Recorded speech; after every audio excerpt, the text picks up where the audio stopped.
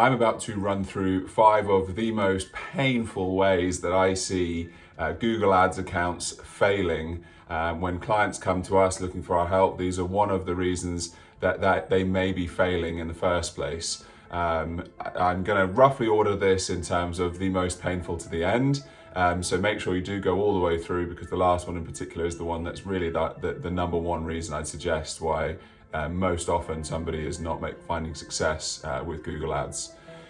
So the reason why I'm telling you about this stuff is my name is Sinclair, and I'm the founder of Snowball Creations, and the thing that we do most is paid advertising. So we have experience with countless number of accounts across countless number of niches over the last few years, and it's something that's extremely powerful and effective for a business if you can get it to work, but there's a lot of kind of common errors that I see businesses making that stops it working for them.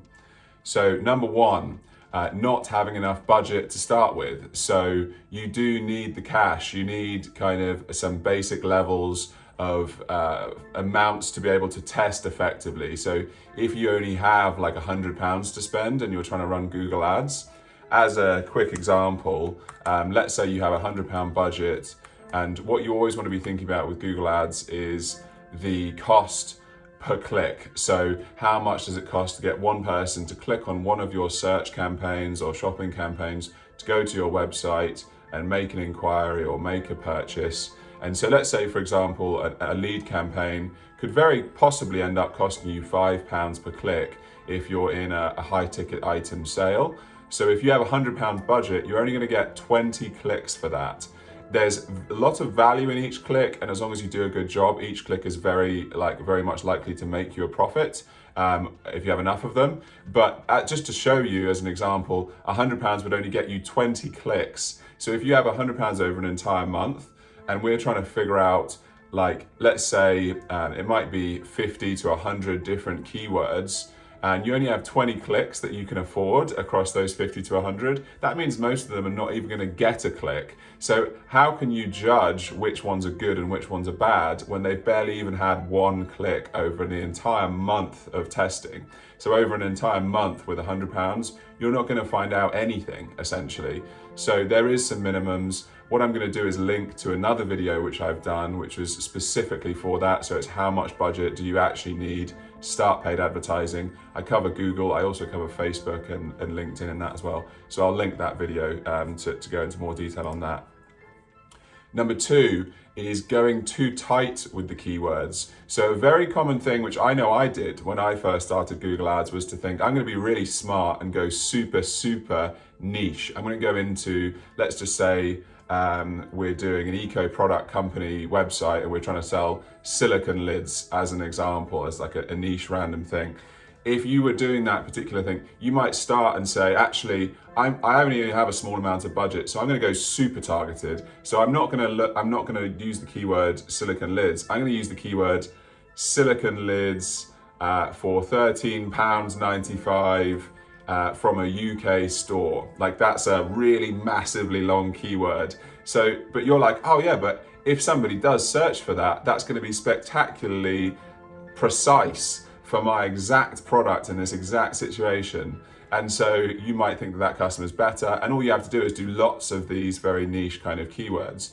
But ultimately, the main reason why this doesn't work is Google, and also this is similar for Facebook and other paid channels, they don't like it. Like, it's extremely difficult because you're so precise that the number of people searching for each of these different types of keywords is tiny, it's minuscule. And specifically with Google, you will just get a limited by low search volume warning.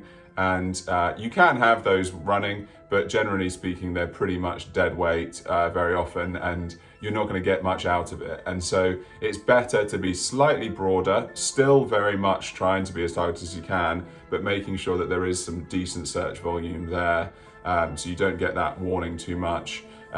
Because really it also means that Google has the data, it has enough audience to be able to test it and understand what your click-through rates are and kind of do the smart work for you. You're always trying to use Google or use Facebook to be able to do as best a job as you can.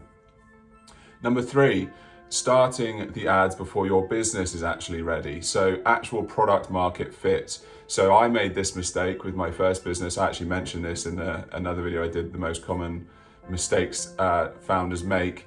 And it was starting before your business is actually effective at converting. So if you're a business that converts, say, if you do waste management, it's one of our clients, for example, if you don't have the ability to convert that traffic in your website into an inquiry and then take that inquiry and sell that company into a product or a service and make revenue from it, then it doesn't matter how good your Google ads are, you will not make any money because you don't have the thing to convert into a conversion. Or if you're an e-commerce store, if you only get 0.1% of traffic to convert into add to basket, and then add to basket, it's only 20% or something into initiate checkout, and only 20% into purchase, you'd have to have like 1 million clicks to get one purchase. And so 1 million clicks at, whatever, 20p or something, that's a lot of money you're spending to get yourself that one purchase. So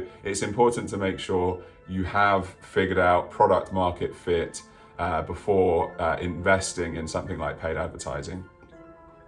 Not investing enough time. This is number 4. So this is the actual management I'm talking about here. So you really need to invest real days of effort into building out good Google ad campaigns. You don't want to do it too quickly, but you do need to do it regularly. So for example, if you're doing a normal search campaign, something like search queries, you want to be living inside that data. So what are people, you might use a particular keyword like silicone lids as another example again. So you want to be digging into that data of what are people actually searching when they find you from that keyword. Because it could be saying, I hate silicone lids as a Google search, and people are searching that and they are literally turning up at your website. You're paying for 50p for that click, for that person to come to your e-commerce website who's just searched, I hate silicone lids. That is not a good result. So this kind of stuff is constantly happening within the Google Ads world, and you need to be pruning that. You need to be using negative keywords. And that's just one example of many types of kind of daily management that you need to be doing, and weekly management, to kind of constantly be optimizing for that. And if you don't invest the time or invest in someone else to do it for you, then you will lose out, and that can often end up leading to your overall campaign not delivering that return on investment that it needs to, and then you just end up deciding Google Ads doesn't work for your business and call it quits there. And lastly, the one that I see as really the most important or the most common reason why a business might end up not sticking with Google Ads, and that is a lack of patience. So when I started, I remember I was like, I want to try and deliver a return on investment within a month for my business. And as you mature and you learn more about Google advertising, you just learn that it's a long game. You realistically, a client, sometimes you get these kind of shock, horror, amazing, or not shock horror, shock, that love and enthusiasm and happiness because you get a result within a month. But realistically, many accounts, we want to be aiming to break even within 3 to 6 months. That's a kind of rough gauge for you. So you need to be able to invest in the ads for 3 to 6 months and be losing money. You just need to accept that that's a practical reality of it. But after that, Google Ads is a very stable, strong system that stands on its own feet, basically. There will always be competitors coming in, there will always be changes in the market in terms of search volumes and things, but comparative, I think, to Facebook and LinkedIn ads, Google Ads is much more stable. So once you've built that machine of the campaigns that you have running and you've done the work of optimizing for those months or got someone else to do it for you, then it does continue to convert, and it converts extremely well. The other stuff I've talked about in this entire video of budgets, it does an amazing job because there's a huge amount of search intent. So yeah, show patience, not enough budget to test, going too tight with your keywords, starting the ads before your business is actually ready, and not investing enough time into management. Those are the 5 that I think are the biggest reasons why business fails at Google Ads. So hopefully you can avoid them.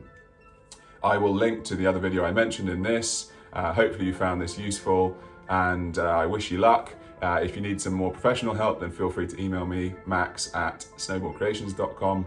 Otherwise, I wish you luck. Please hit that like and subscribe. I really appreciate it. And I'll be seeing you soon.